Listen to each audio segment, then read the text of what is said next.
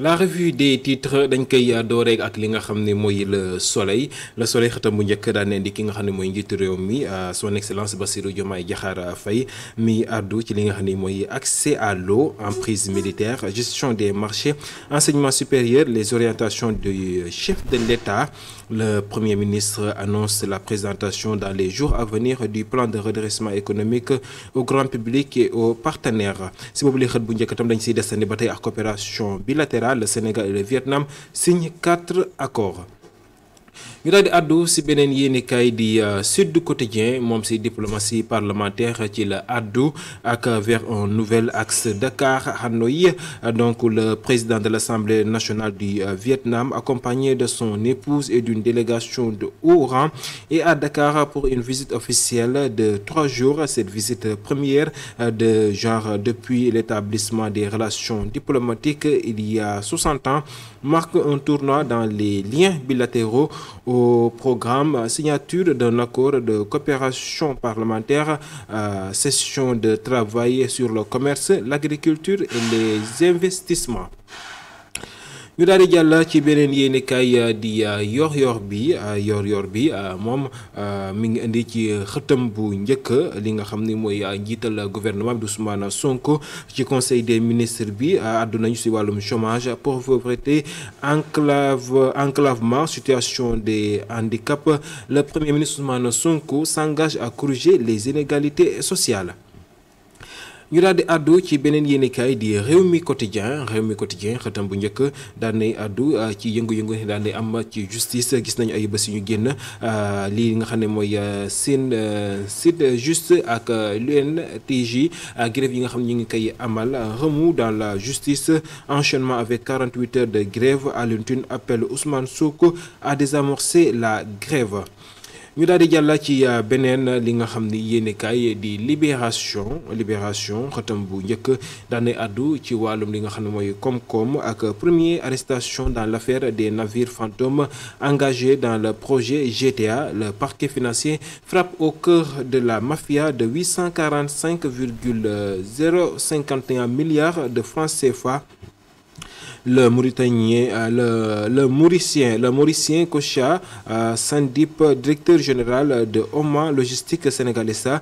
La Française Émile Suzanne Nabou Dépina, directrice générale de Oman Sénégal. Les Sénégalais Joseph Barthélémy Diouf, directeur général de la société ETLS, et Mohamedou Mokhtar Faye, signataire du contrat de représentation avec le cabinet d'avocats Baker, chargé de la défense des intérêts de MC Dimot Marine Construction LTLD, accueilli hier par la DIC. ñu daal di àddu ci beneen yéenekaay di enquête daal di àddu ci pétrole russe bi ak inquiétude bu Dangote.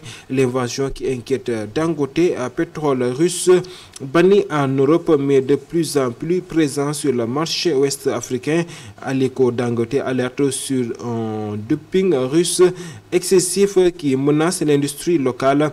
Forte dépendance du Sénégal aux produits pétroliers importés malgré sa production nationale de brut.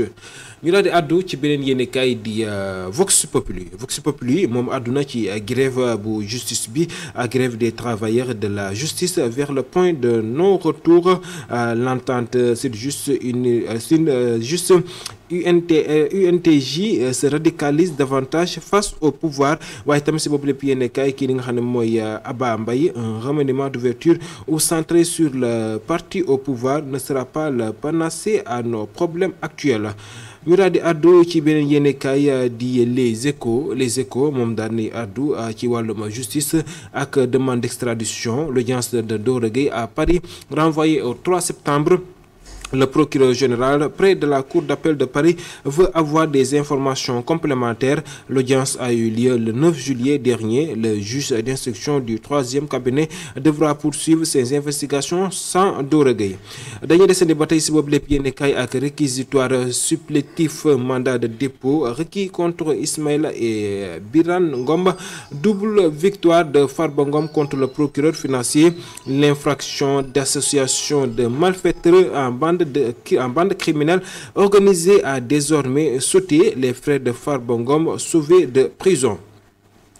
Walf Quotidien si la ñuy àddu ak li mu indi si xëtam bu njëkk di asphyxie financier des médias, violation des libertés de presse, emprisonnement, la gauche au secours de l'info.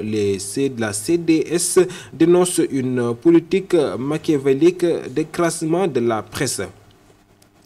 Le Quotidien si la ñuy dem moom tamit xëtam bu njëkk daal nay àddu ci ki nga xam ne mooy accusation de sévices sexuels envers ses talibés. La défense de Serigne Issa Touré nga xam ni ñi ngi koy toppee li nga xam ni mooy doon sàkku yenn ci ay talibés ak acte contre nature. Moom mi day Serigne Issa Touré dina taxaw ci défense am gannaaw ba nga xam ne ñi ngi koy wër boobu ak léegi.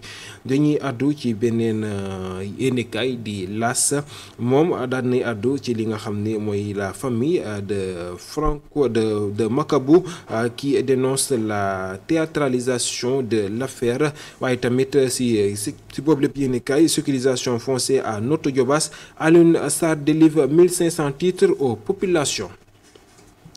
ñu daal di àddu ci wàllum tàggat yaram ak li nga xam ni mooy làmb ji lutte le roi Modou Lo leur siffle Ada Fass et Siteu rêve du trône de Modou Lo.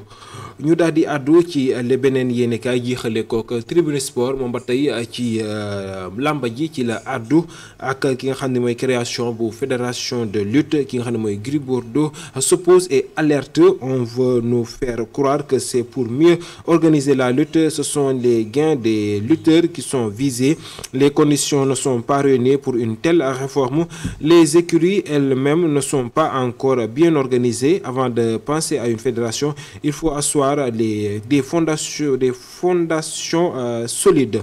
mi ngoog loolu lañ mënoon a indi ci li gën a fës yéetu yéenekaay yi tey jii yemook alxames ñaar fukki fan ak ñeent si weeru juillet 2025.